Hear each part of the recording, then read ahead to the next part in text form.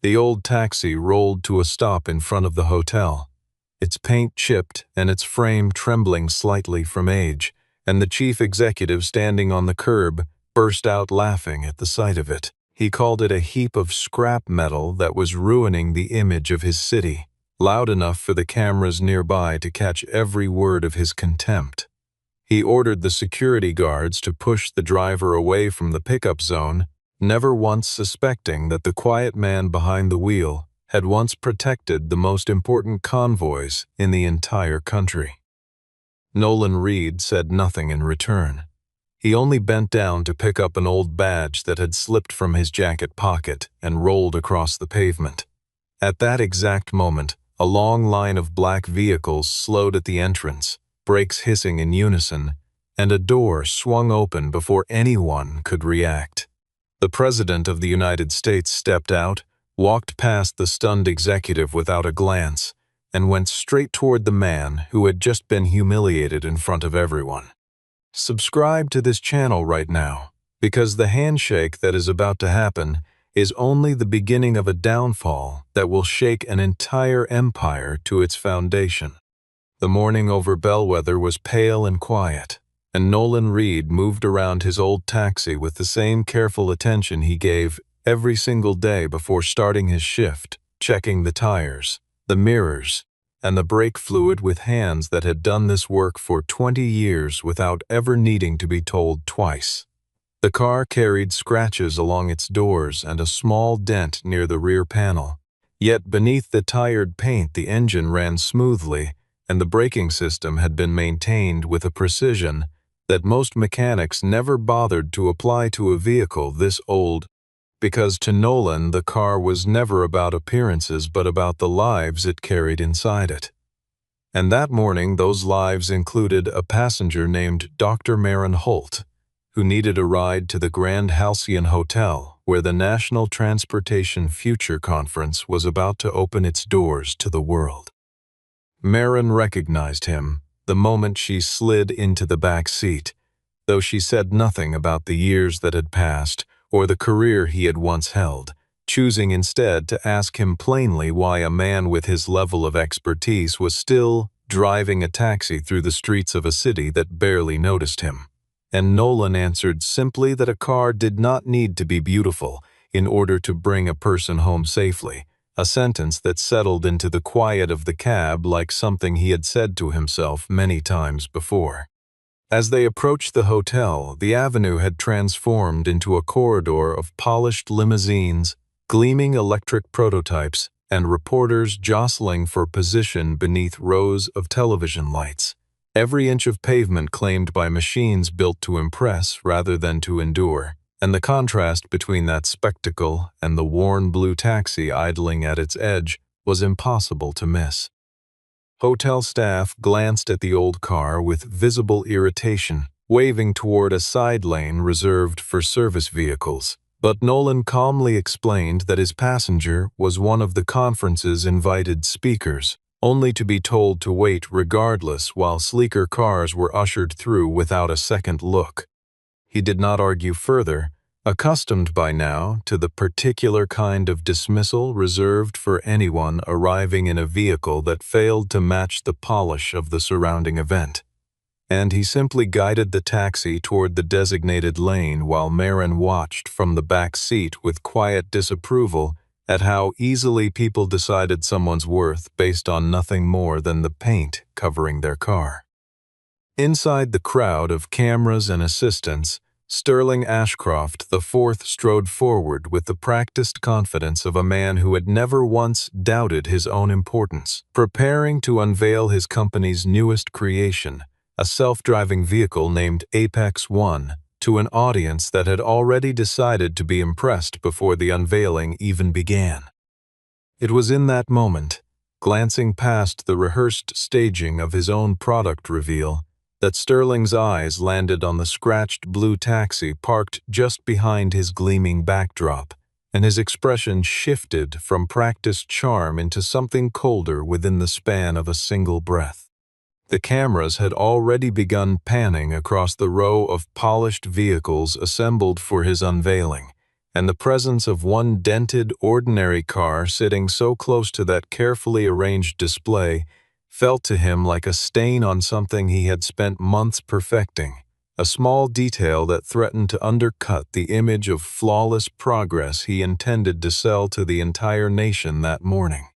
Sterling crossed the distance between himself and the taxi with quick, irritated steps, certain that the presence of such a vehicle so close to his live broadcast was nothing short of an insult to everything his brand stood for. He bent down, rapped his knuckles against the dented hood as though testing whether the metal itself might collapse under his touch, and asked Nolan, loud enough for the surrounding reporters to hear, whether a car like this could possibly survive a real safety inspection, the question delivered with the kind of smirk that expected laughter rather than an answer.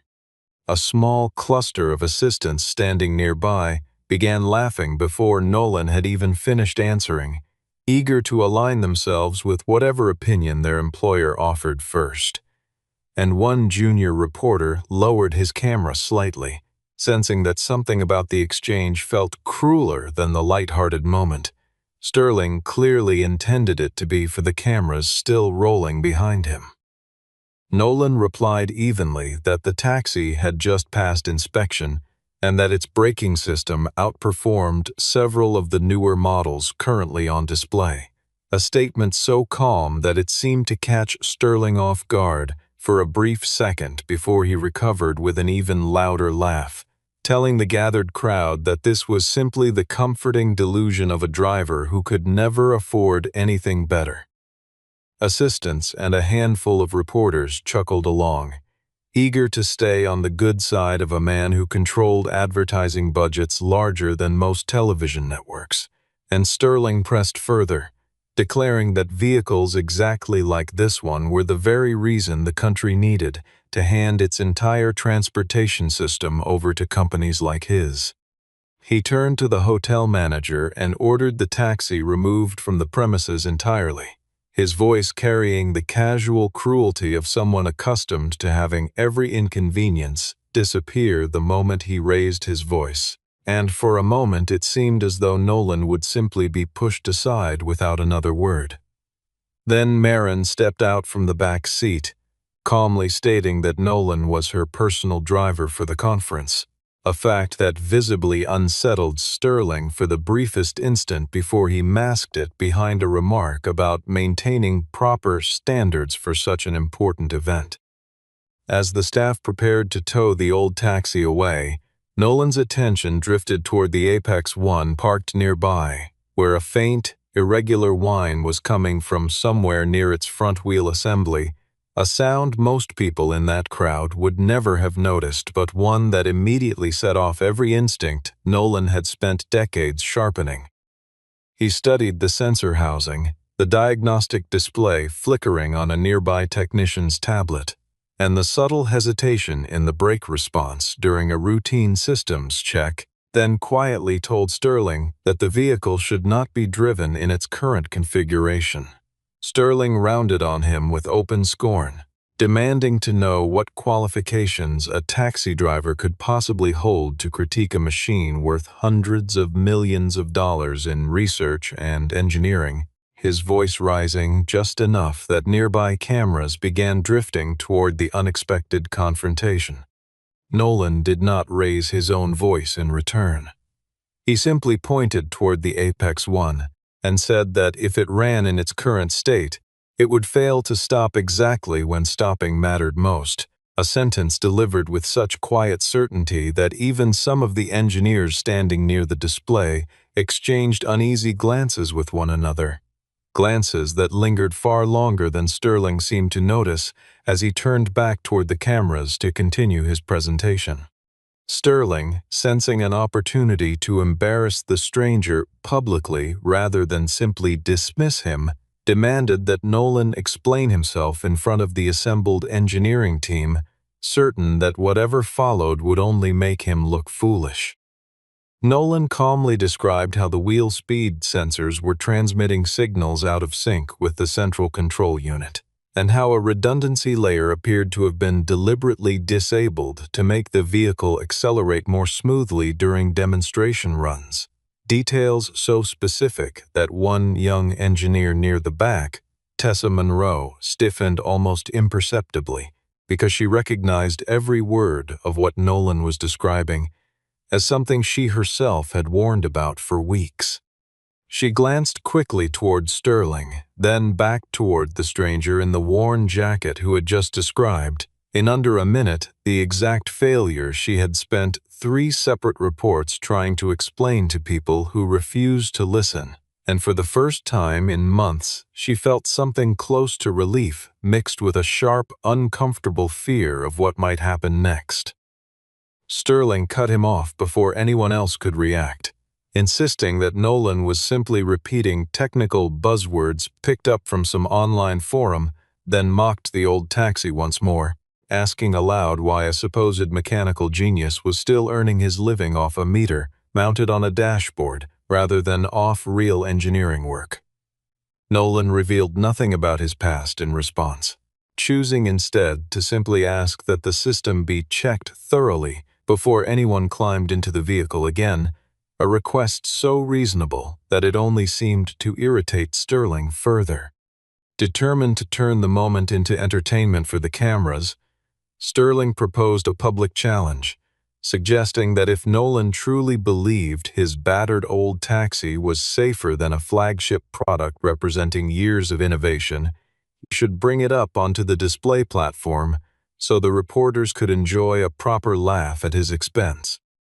Nolan declined without hesitation, refusing to participate in what was clearly designed to be a performance rather than a genuine test of anything, which only gave Sterling another opening to address the cameras directly, framing Nolan as a perfect example of people too frightened of progress to accept the future arriving around them.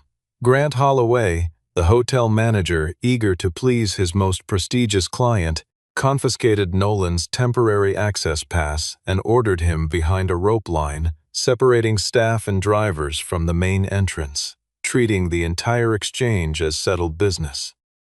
As Nolan bent down to gather a notebook that had fallen from his bag during the commotion, an old technical badge slipped from his jacket pocket and skittered across the pavement, catching the eye of an older security guard who recognized the design but said nothing before being called away to another post. In the distance, the low wail of a motorcade siren rose over the noise of the crowd, signaling that a presidential convoy was approaching the now heavily secured perimeter surrounding the hotel.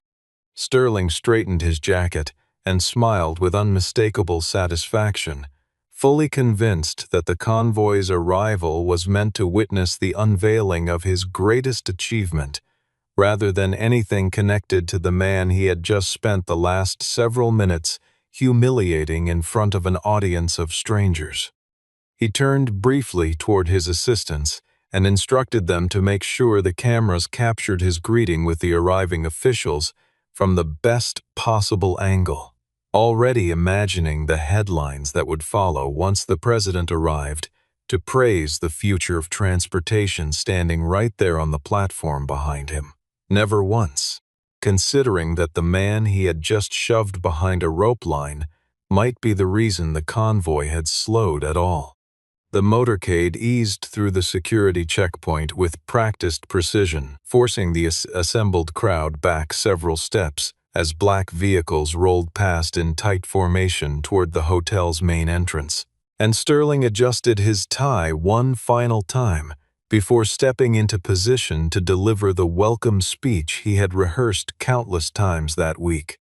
Photographers jostled for the best angle, certain that whatever happened next would dominate every front page across the country by evening, and none of them noticed the brief flicker of recognition crossing the president's face as his car slowed near the rope line where an ordinary taxi driver stood quietly among the crowd. Nolan remained behind the rope line beside his battered taxi, still treated as nothing more than an inconvenience to be tolerated rather than acknowledged, his expression unreadable as the limousine carrying the President of the United States rolled slowly past the barricade separating the public from the arriving dignitaries. Through the tinted glass, Elias Waverley caught sight of a familiar face among the ordinary crowd, and without explanation he ordered the entire convoy to come to a halt inside the hotel's secured perimeter, an instruction so unexpected that even his own security detail hesitated for a brief moment before complying. The rear door of the limousine opened, and rather than walking towards Sterling, who stood waiting with an outstretched hand and a rehearsed smile, the president crossed directly to the rope line where Nolan stood quietly beside his old taxi. Elias greeted him by name, gripping his hand firmly, and asked aloud why the man who had designed the very safety protocol now protecting convoys across the entire federal government was standing behind a barricade like an outsider.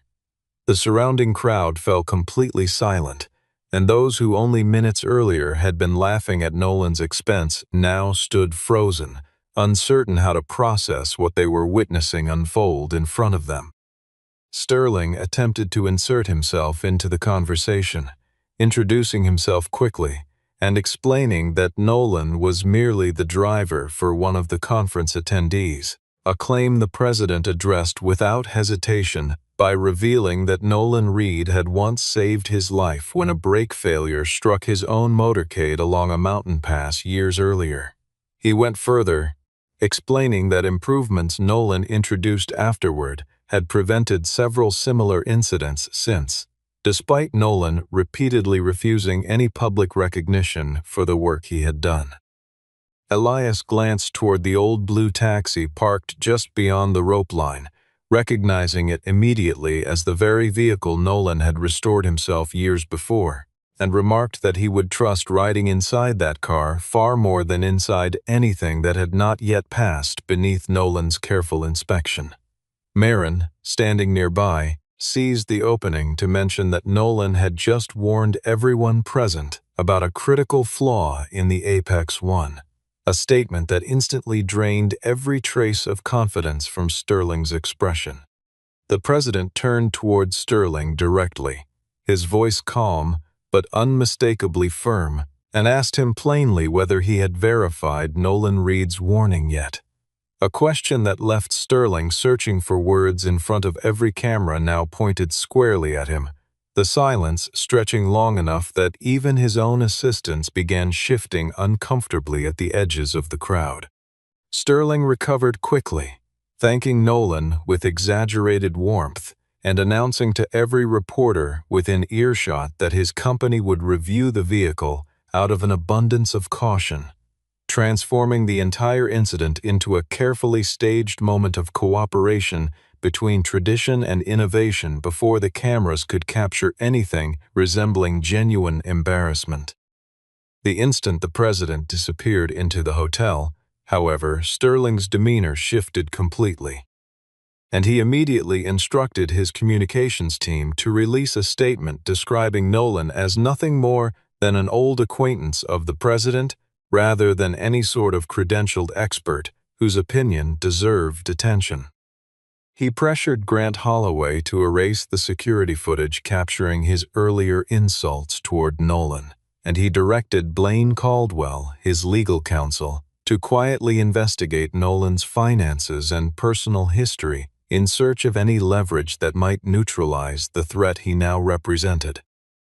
Blaine returned within hours with details about tuition payments Nolan was making for his daughter Leela, and a modest loan he carried for repairs to a small garage he had been slowly restoring on the edge of town, information Sterling intended to use as a pressure point rather than as evidence of an honest man simply trying to provide for his family. Sterling personally offered to purchase the old taxi for an amount well beyond its actual worth, attaching a condition that Nolan sign an agreement never to publicly speak about the Apex One again, an offer Nolan refused without a moment's hesitation, telling him plainly that safety was not something that could be purchased with a single check, and that silence bought with money still carried the same weight as a lie, no matter how many zeros were attached to it. When the bribe failed, Sterling shifted immediately into threats, warning that legal action for damaging his company's reputation could follow if Nolan continued speaking publicly about anything he had observed. He reminded Nolan, in a tone meant to sound helpful rather than menacing, that lawsuits filed by corporations with unlimited resources had a way of dragging on for years, draining the savings of ordinary people long before any court reached a final verdict, and that a man with a daughter in college could ill afford that kind of fight. Nolan listened to every word without flinching, then replied that he had already lost more in his life than any lawsuit could ever take from him, and that fear of losing money had never once been strong enough to make him stay silent about something that could get a stranger killed. Later that evening, Tessa approached Nolan quietly in the hotel parking structure, admitting that the flaw he had identified had already appeared during 3 separate internal tests, one of which had come dangerously close to causing a serious accident, before Sterling personally ordered the test reports altered to protect the scheduled public launch. She explained that a non-disclosure agreement bound her tightly and that speaking openly could end her entire career in an industry that rarely forgave engineers who challenged powerful executives. Nolan told her gently that he did not need her trust, only her decision about whether she intended to stand beside the truth or remain hidden behind a signature she had been pressured into giving. Nolan listened without interrupting, understanding better than most the weight a person carried when forced to choose between protecting a career and protecting strangers who would never know her name. And he told her that the people riding inside those vehicles deserved someone willing to stand between them and the people who designed the machines without ever planning to ride in them themselves. He reminded her gently that courage rarely arrived all at once, that it usually showed up first as a single quiet decision made in an empty parking structure long before anyone else noticed, and that the easiest mistake any engineer could make was waiting for permission to do the right thing. Before walking away into the darkened parking structure, Tessa revealed one final detail that struck Nolan with far more weight than anything she had said before, confirming that the Apex One scheduled for the next day's public demonstration had been deliberately locked out of its safety override mode through a direct command issued from Sterling's own private account. Marin invited Nolan the following morning to join an informal technical review inside a restricted engineering bay set up for the conference, an invitation he accepted only after a long pause. Uncertain whether he wanted to step back into a world of power and recognition he had deliberately walked away from years before. A brief phone call from Lila that morning reminded him why he had made that choice in the first place, her voice warm and a little nervous as she asked about his week, unaware of just how much her father had sacrificed to give her an ordinary, steady childhood rather than one shaped by prestige. Nolan thought back to the months after his wife Claire had been diagnosed with an illness that worsened faster than any of the doctors expected, and how he had turned down a senior position that would have demanded constant travel in order to stay close enough to drive her to every appointment himself. After Claire passed away, he continued driving the very same taxi not out of necessity, but because it was the last vehicle the 3 of them had ridden together in as a complete family, a fact he had never explained to anyone who mocked the worn paint covering its doors.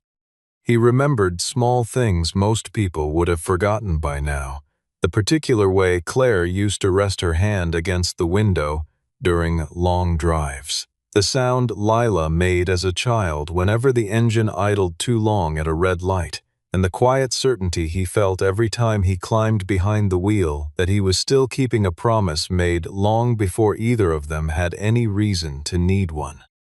He had been offered new cars more than once over the years, each time politely declining, because to him the value of that vehicle had nothing to do with its market price, and everything to do with what it had carried through the hardest season of his life. Inside the engineering bay, Nolan worked through diagnostic logs with the same methodical patience that had defined his entire career, quickly realizing that what he had spotted the previous day was no simple oversight, but a deliberate engineering decision made under pressure from above.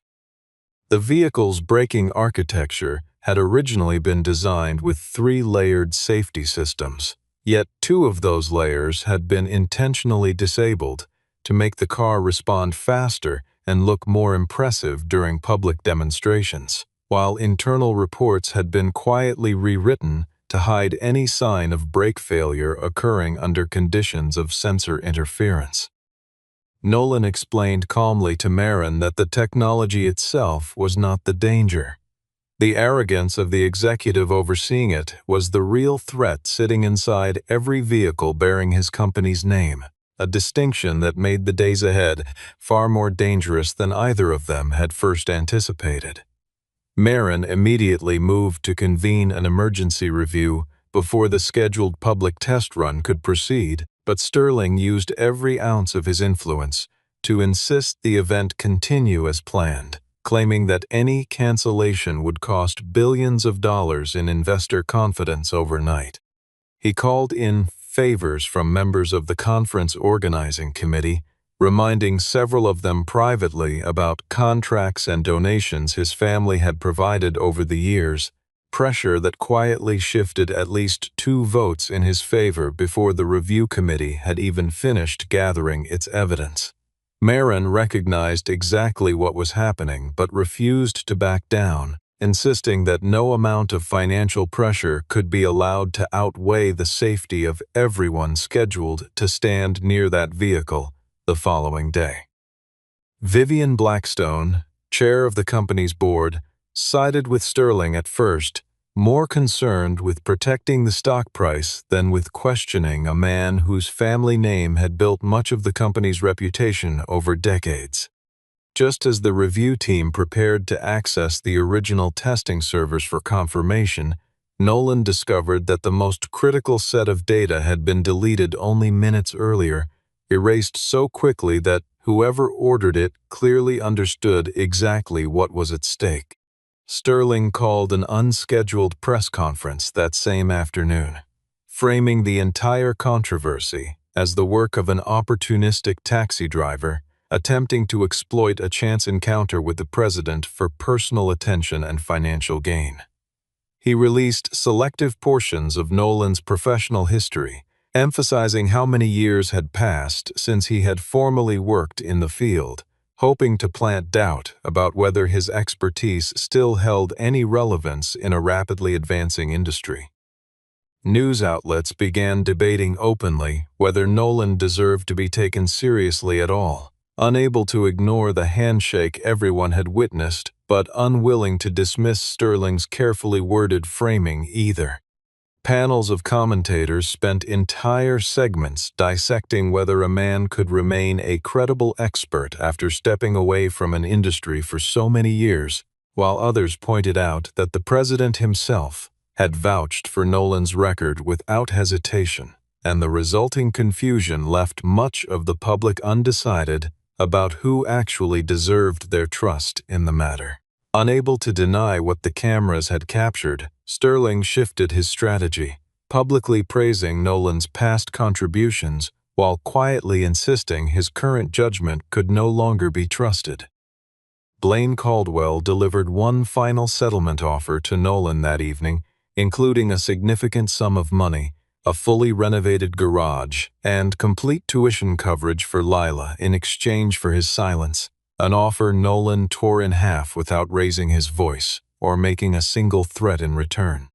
Blaine seemed almost confused by the rejection, explaining slowly as though Nolan might not have understood the size of the number written on the page, but Nolan only shook his head and told him that some things simply were not for sale, no matter how generous the price appeared to be on paper.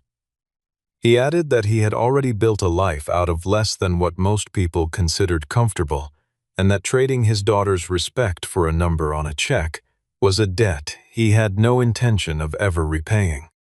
Sterling insulted him once more during a brief private exchange, suggesting that a good father would understand the value of accepting money rather than clinging stubbornly to his own pride, a remark Nolan answered by saying that a good father teaches his child that staying silent about danger is itself a form of lying.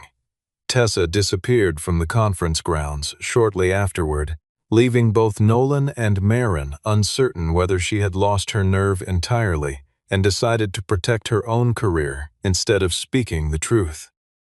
Vivian announced publicly that the demonstration would proceed exactly as scheduled, insisting that without a complete and verified data trail, the company had no legal obligation to delay anything. Returning to his taxi that night, Nolan pulled up the dashboard camera footage from the previous morning's drive. Recalling that Bluebird had traveled briefly alongside a prototype Apex 1, undergoing road testing on the same stretch of highway. The footage clearly showed the prototype's braking response lagging at a critical moment, accompanied by a faint audible warning tone from its control system, and the timestamp could be cross-referenced against the official testing logs that had since been quietly altered. Just as Nolan finished isolating the relevant clip, Tessa reappeared at his car window, holding a small storage device containing a complete, unaltered copy of the original testing records. The files revealed something far worse than anyone had suspected, showing that Sterling had not merely been aware of the flaw in the system, but had personally issued the order to disable the final remaining safety layer himself. By morning, hundreds of investors, government officials, and journalists had gathered along the sealed testing track for the conference's most anticipated event, eager to witness the official public demonstration of the Apex 1 in motion. Sterling insisted on riding inside the vehicle himself, determined to project total confidence in front of every camera trained on the track, though privately he had instructed technicians to program a simplified route designed to avoid the exact conditions that had previously triggered the system's failure. Nolan understood that Sterling believed he had eliminated every variable that mattered, yet he also knew the electromagnetic interference generated by the surrounding broadcast equipment alone could still be enough to trigger the same flaw under the right circumstances. Marin formally requested a delay, but Sterling dismissed the request in front of the crowd, accusing his critics of deliberate sabotage meant to damage his company's reputation on the very day it mattered most. Vivian warned Nolan quietly that if his predictions proved wrong, the financial and legal consequences for misleading the company publicly would fall entirely on him. Nolan made no attempt to defend his reputation in response, offering instead 3 precise technical predictions describing exactly when and how the failure would likely occur during the test run. The demonstration began smoothly, and the first 2 laps passed without any sign of trouble, drawing visible smirks from several onlookers who had grown convinced that Nolan's warnings had simply been wrong from the start. Reporters near the finish line began drafting headlines that painted the entire controversy as nothing more than a misunderstanding fueled by an outdated mechanic's wounded pride, and a few of Sterling's closest allies started applauding before the final lap had even finished, certain the moment of doubt had already passed them by completely. Sterling glanced toward him repeatedly from inside the moving vehicle, his expression carrying unmistakable satisfaction as the crowd's doubt began shifting visibly in his favor. During the 3rd lap, exactly as Nolan had predicted, the sensor data began drifting out of alignment precisely the way it had during the earlier private tests Tessa had described. Nolan immediately instructed the control team to trigger an emergency stop before the vehicle entered the upcoming curve at full speed, but Sterling, unwilling to appear weak in front of the cameras, ordered the run to continue regardless of the warning. For a few unbearable seconds, the crowd watched the vehicle accelerate toward the curve while two contradictory commands competed for control of the same system, one from the man who built it and one from the man who had spent decades learning exactly how machines like it could fail. And in that brief stretch of silence, Tessa made the decision that would define the rest of her career. Tessa stepped forward without hesitation, asserting her technical authority over the vehicle's systems and activating an independent mechanical override that had not yet been stripped from the design, bringing the Apex One safely to a halt without injury to anyone inside or nearby. As the vehicle stopped, the central display screen overhead began projecting two conflicting datasets side by side, exposing the difference between what had actually occurred during testing and what the company's official records had claimed all along. A digital approval signature authorizing the deletion of every prior safety warning appeared clearly on the massive screen above the crowd, displaying a single unmistakable name, Sterling Ashcroft IV. A heavy silence fell over the entire testing ground as the authenticated data continued to project above the crowd, leaving no room for doubt about what everyone had just witnessed unfold in real time. Marin announced immediately that certification for the Apex One would be suspended indefinitely, and that the Federal Review Board was freezing all further progress on the company's pending $3.2 billion government contract. Vivian Blackstone called an emergency board session on the spot, her expression betraying none of the loyalty she had shown Sterling only a day earlier. Sterling attempted to shift blame toward Tessa, but the recovered engineering logs clearly documented every warning she had submitted over the preceding months. Each one met with pressure from his own office to alter the findings before they reached anyone outside the company. He continued insisting publicly that Nolan had somehow orchestrated the entire failure out of personal resentment over the earlier confrontation at the hotel, a claim that grew weaker with every passing minute. Nolan displayed the dashboard footage from his own taxi, demonstrating clearly that the braking flaw had existed long before any confrontation had ever taken place between the two of them. Turning the very vehicle Sterling had once mocked as worthless scrap metal into an independent piece of evidence no lawyer in the room could dismiss. Several reporters who had laughed along with Sterling only 2 days earlier now stood quietly reviewing the footage on their own devices, their earlier mockery replaced by the slow, uncomfortable realization that the man they had dismissed as irrelevant had been the only person in the entire building paying attention the whole time. President Waverly chose not to intervene directly in the unfolding investigation, emphasizing instead that due process and verified evidence, not personal relationships, needed to guide whatever decisions followed. He did, however, publicly thank Nolan for placing the safety of ordinary citizens above any personal advantage he might have gained from the moment, a statement that traveled quickly across every screen covering the conference. The board voted within the hour to suspend Sterling from his position as chief executive pending the outcome of a formal investigation into the falsified testing records. Several board members who had stood beside him at countless prior events now avoided his eyes entirely as the vote was read aloud, and Vivian, who had defended him only a day before, was the one who ultimately moved to formalize the suspension, stating plainly that loyalty to a name could never outweigh responsibility to the people who trusted the company's products with their lives. Grant Holloway, visibly shaken, handed over a partially preserved copy of the original security footage he had been ordered to destroy, footage that clearly documented Sterling's earlier insults toward Nolan along with the pressure he had applied afterward. Sterling left the conference grounds through a service entrance reserved for staff, no longer surrounded by assistants or cameras eager for his attention, the silence around him a stark contrast to the spectacle he had commanded only a day before.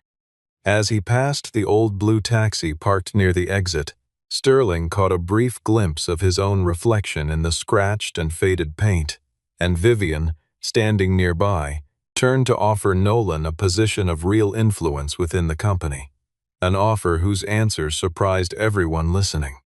For a long moment, Sterling simply stood there, staring at the worn metal he had once called an embarrassment to the city, unable to find a single word to say to the man standing beside it, and he walked the rest of the way to his car without looking back even once.